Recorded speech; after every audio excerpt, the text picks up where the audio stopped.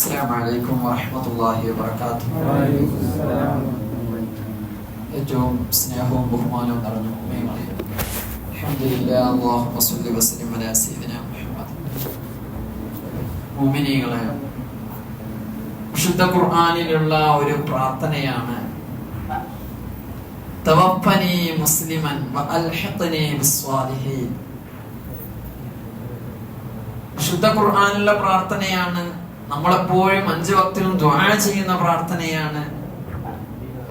അർഹമുർ-റഹീമായ റബ്ബേ, എന്നെ മുസ്ലിമായി മരിപ്പിക്കണമേ, സ്വാലിഹീങ്ങളോടൊപ്പം ചേർക്കണേ. ഈ സ്വാലിഹീങ്ങളോടൊപ്പം ചേർക്കണേ എന്ന് വിശുദ്ധ ഖുർആനിൽ ധാരാളം സ്ഥലങ്ങളിൽ ഈ പ്രാർത്ഥന കാണാം. റബ്ബി ഹബ്ലി ഹുക്മൻ വഅൽഹിഖ്നി ബിസ്സാലിഹീൻ. എന്താണ് ഈ സ്വാലിഹ്? ആരാണ് ഈ സ്വാലിഹ്? സൽവൃത്തരായ, നന്മകൾ ചെയ്യുന്ന, എപ്പോഴും റബ്ബിന്റെ ചിന്തയിലുമായി കഴിഞ്ഞുകൂടുന്ന ആളുകൾക്കാണ് സ്വാലിഹീങ്ങൾ എന്ന് പറയുന്നത്. നമ്മൾ സ്വാലിഹാവണമെങ്കിൽ എന്ത് ചെയ്യണം? നല്ല പ്രവർത്തനങ്ങൾ ചെയ്യുന്നതോടൊപ്പം സ്വാലിഹീങ്ങളെ അറിയണം. നല്ലവരായ ആളുകളുടെ ജീവിതം പഠിക്കണം.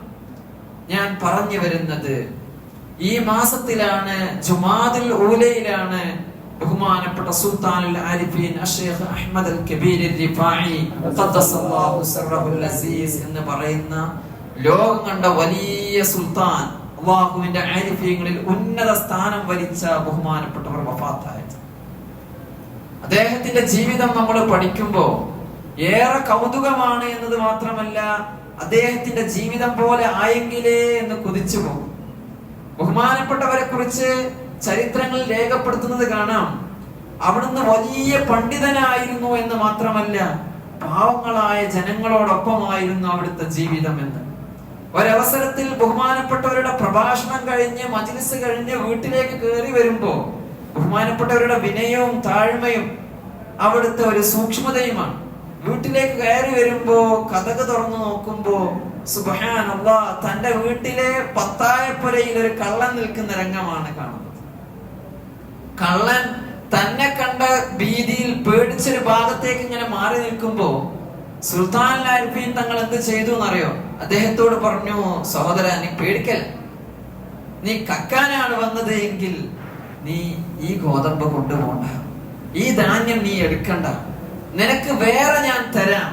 എന്റെ അപ്പുറത്തുള്ള പത്തായത്തിലുണ്ട് നല്ല പൊടിച്ചു വെച്ചത്, ഇത് നീ വീട്ടിൽ കൊണ്ടുപോയാ കുറെ പണിയെടുക്കേണ്ടി വരും, ഇത് നീ ഉണക്കണം, പൊടിക്കണം, എത്ര പ്രയാസാവും, അതുകൊണ്ട് ഞാൻ അത് നിനക്ക് തരാം എന്ന് പറയുകയും അപ്പുറത്ത് പോയി ചാക്ക് നിറയെ ധാന്യവും എടുത്തു കൊടുത്തിട്ട് പറഞ്ഞു, പൊന്നു സഹോദര, എന്നോട് ക്ഷമിക്കണം, ഞാൻ പെട്ടെന്ന് അപ്രതീക്ഷിതമായി വീട് തുറന്നപ്പോ നീ പേടിച്ചു പോയെങ്കിൽ ക്ഷമിക്കണം, നിന്നെ പേടിപ്പിക്കാൻ എനിക്ക് അർഹതയില്ല, അള്ളാഹുവിന്റെ പടപ്പുകളെ ഒന്നും പേടിപ്പിക്കാൻ പാടില്ലല്ലോ എന്ന് സുൽത്താൻ അൽ ആരിഫീൻ ഷെയ്ഖ് അഹ്മദ് അൽ കബീർ റിഫായി. ഇത് കേട്ടപ്പോ ആ മനുഷ്യൻ തൗബ ചെയ്ത് സ്വാലിഹായി.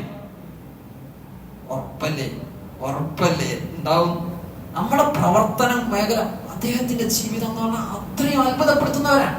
ഒരു രോഗി തന്റെ നാട്ടിലുണ്ട് എന്നാണ് അപ്പ അവിടെ അദ്ദേഹത്തെ പരിപാലിച്ചു. എങ്ങനത്തെ രോഗി? കുഷ്ഠരോഗം പോലത്തെ രോഗം ബാധിച്ച് ആളുകൾ വെറുക്കുന്ന രോഗികളെ പ്രത്യേകം പരിഗണിച്ചു.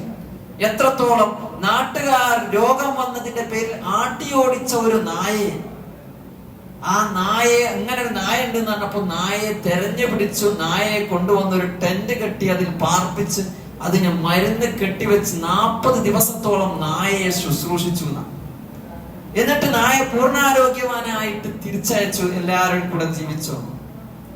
എല്ലാ ദിവസവും ഇപ്പൊ ഇവിടെ പ്രശ്നത്തിന്റെ കഥ പറഞ്ഞ പോലെ എല്ലാ ദിവസവും ബീഫ് നടത്തുന്ന കടന്റെ മുന്നിൽ പോയിട്ട് അവശിഷ്ടങ്ങൾ കൊണ്ടുവന്നിട്ട് തെരുവ് നായ്കൾക്ക് ഭക്ഷണം കൊടുക്കുമായിരുന്നു. പാവങ്ങളായ ആളുകളെ കണ്ടറിഞ്ഞ് അവരെപ്പോഴും ഭക്ഷിപ്പിക്കുമായിരുന്നു. ഇങ്ങനെയുള്ള ബഹുമാനപ്പെട്ടവരുടെ ജീവിതം നമ്മൾ പഠിക്കുകയും ഹൃദയത്തിൽ കാരുണ്യം കൊണ്ടുവരും. നമുക്കൊരൽപ്പം ഇൽമോ ഒരൽപ്പം പൈസ ഉണ്ടായ നമ്മുടെയൊക്കെ സ്വഭാവം മാറി, മട്ട് മാറി. ബഹുമാനപ്പെട്ടവരുടെ ജീവിതം അതായിരുന്നു.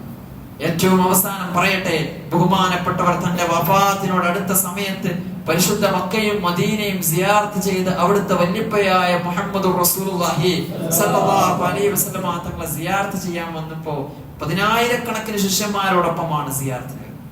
ആ പുണ്യഭൂമികയിൽ ചെന്ന് നബി തങ്ങളോട് സലാം പറഞ്ഞു. അസ്സലാമു അലൈക യാ റസൂലല്ലാഹ് എന്ന് പറഞ്ഞപ്പോ ഖബർ ഷരീഫിൽ നിന്ന് വഅലൈക്കുമുസ്സലാം യാ വലദി എന്ന് പറയുന്നത് കൂടിയ ആളുകളൊക്കെ കേൾക്കുകയാണ്.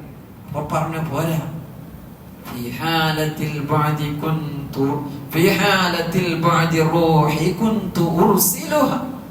പൊന്നാര നബിയെ, ഞാൻ എത്രയോ ദൂരത്ത് ഇറാഖിൽ നിന്ന് എന്നും എന്റെ റൂഹിനെ, ആത്മാവിനെ നിങ്ങളുടെ ഖബറിടത്തേക്ക് പറഞ്ഞേക്കാറുണ്ട്.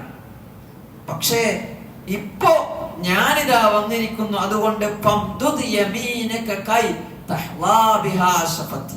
ഇതുവരെ എന്റെ റൂഹെന്നും വന്ന് ഇവിടെ വന്ന് സലാം പറഞ്ഞു പോവാറുണ്ടെങ്കിൽ ഇന്ന് അങ്ങനെയല്ല.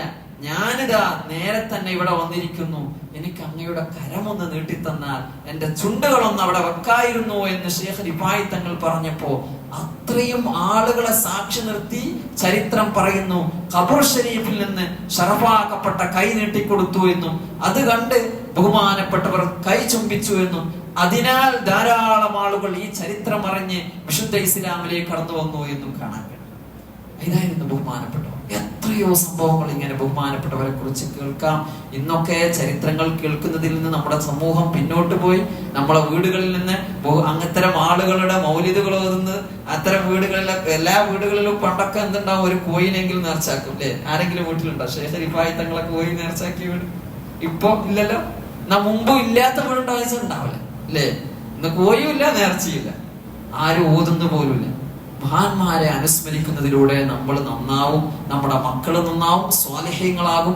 അവരെ ചരിത്രം നമ്മൾ പഠിക്കുകയും അത് അനുധാവനം ചെയ്യുകയും ചെയ്യണം. അല്ലാഹു തആല തൗഫീഖ് പ്രദാനം ചെയ്യട്ടെ. നമ്മുടെയൊക്കെ ദോഷങ്ങൾ അല്ലാഹു തആല പുറത്തു തരട്ടെ. മഹാന്മാരോടൊപ്പം സ്വാലിഹ്യങ്ങളോടൊപ്പം ജന്നാത്തുൽ ഫിർദൗസ് നിർമ്മിച്ചുകൂടാൻ അല്ലാഹു തൗഫീഖ് പ്രദാനം ചെയ്യട്ടെ. ബിറഹ്മതിക യാ അർഹമർ റഹീം.